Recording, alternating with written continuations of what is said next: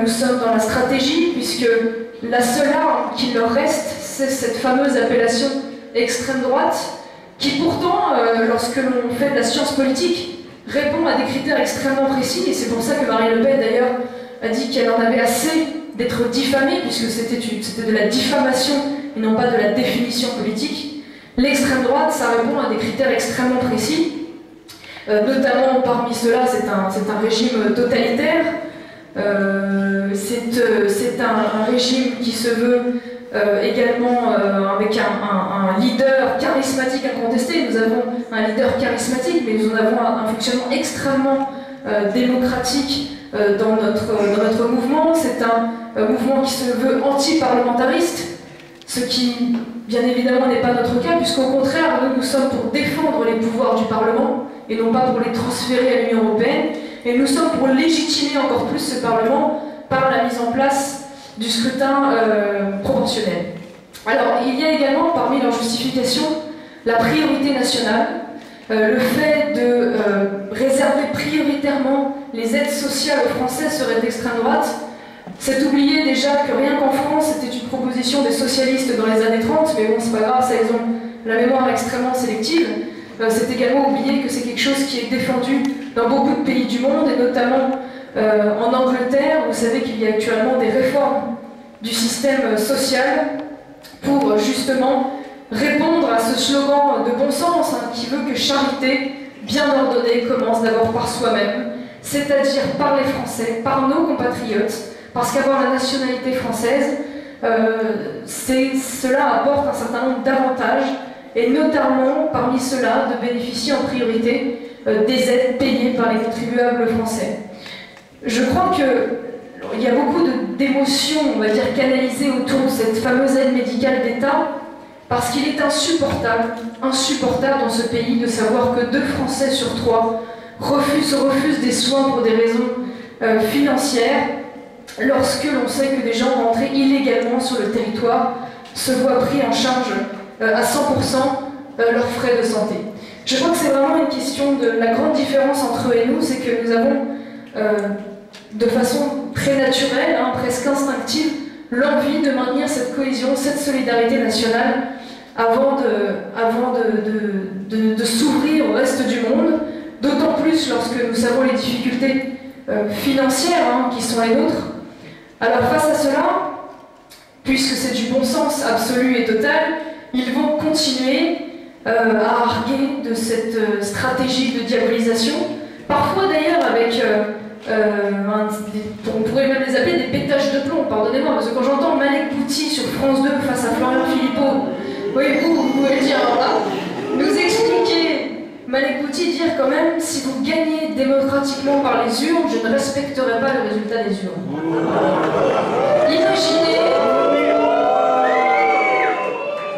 Imaginez si quelqu'un du Front National avait dit à un socialiste, demain, si vous gagnez les élections, nous créerons des milices, nous ferons un coup d'État, et nous ne respecterons pas le résultat des urnes. Il a ajouté, parce que moi, monsieur, je me réveille tous les matins en pensant à 45, c'est vous dire que c'est quand même légèrement pathologique dans leur tête.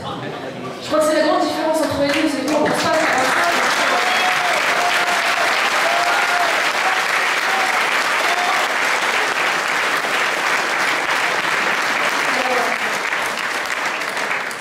On ne va pas s'arrêter là, bien évidemment, on va aller beaucoup plus loin, on va lancer dans la rue de quartier, on va aller mobiliser les lycéens pour aller mener dans la rue le combat qu'on ne gagne plus dans les urnes.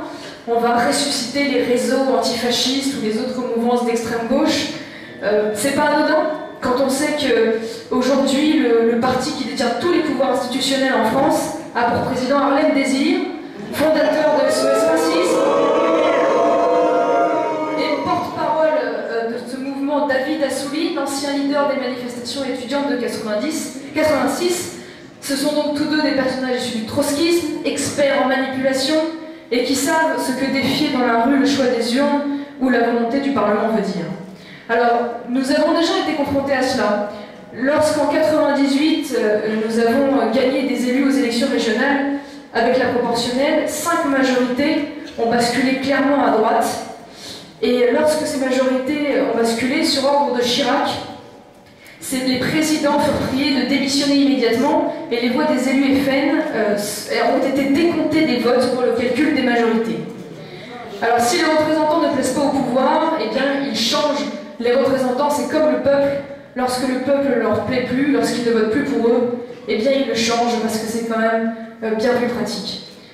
Dans l'actualité d'ailleurs, il y a eu une affaire extraordinaire, extrêmement révélatrice de l'état d'esprit de ce pays, de l'état de déliquescence, on va dire, de nos gouvernants. C'est cette fameuse affaire Leonarda. L'affaire Leonarda. Mesurons quand même ce qu'il s'est passé. Nous avons donc une famille adorable, hein, adorable famille, chance pour la France. Donc c'était une famille rome, déboutée à 5 reprises de l'asile, qui s'est maintenue illégalement sur le territoire français, en usant bien évidemment de toutes les ficelles, hein, d'ailleurs probablement aidée par des associations payées elles-mêmes par vos impôts, tant qu'à faire, sinon c'est pas marrant. Et donc avec un père accusé de violence sur ses enfants, qui les envoyait mendier dans la rue, qui a fait des faux papiers pour se faire passer pour kosovar alors même que ses enfants étaient italiens. Alors italien c'était quand même moins intéressant parce qu'on n'avait pas du coup le statut de réfugié politique et donc pas du coup toutes les aides qui s'y attachent. Alors suite à tout cela, on a également cette jeune fille, Leonarda, qui a tellement envie de s'intégrer qu'elle a quand même raté 200 heures de cours en 1 an et demi de scolarité et qui nous explique à la télé que de toute façon, légalement ou illégalement, on reviendra en France et on fera la loi. Bah, pas quand le Front National sera au pouvoir, ma chère Leonarda, ça compte sur nous. Et pire que tout, on a donc le président de la République française, président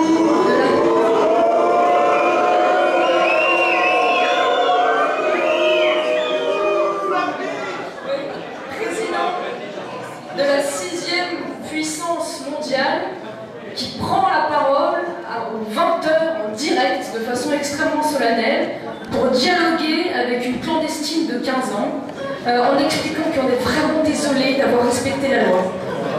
C'est quand même fabuleux, je pense qu'avec cette affaire,